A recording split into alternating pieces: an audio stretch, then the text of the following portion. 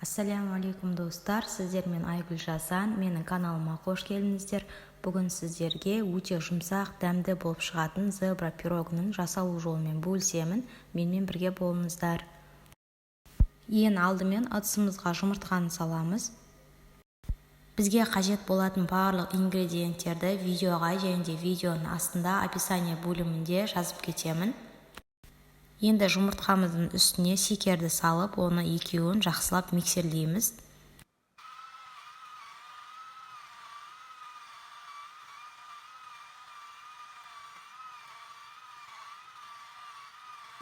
Енді үстіне қаймақты салып, қайтадан миксерлейміз. Менде қарапайым дүкеннің 25% қаймағы.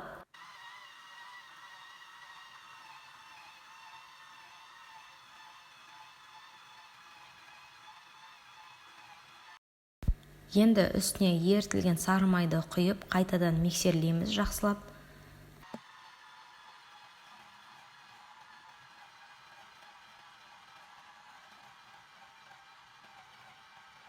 Барлық сұйық массаларымызды қосып, араластырып болғаннан кейін, енді үстіне ұнды саламыз. Ол үшін алдымен ұнға ас содасын қосып аламыз. Енді ұнды бірден емес, бірнеше бөліктерге бөліп қосамыз.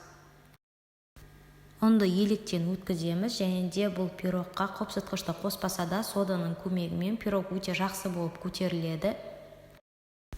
Ұнды қосып, араластырып болғаннан кейін, дайын болған массамызды екі бөлікке бөлеміз, яғни екі ыдысқа бөлеміз. Және де бір ыдыстағы массаның үстіне какао қосамыз. Какао қосылған массаны біркелкі болғанға дейін әбден араластырып аламыз. Бұл зебра пирогын дәл менен көрсеткен құраммен, дәл осы этаптармен дайындасаңыздар, пирогтарыңыз өте жұмсақ, дәмді болып шығады.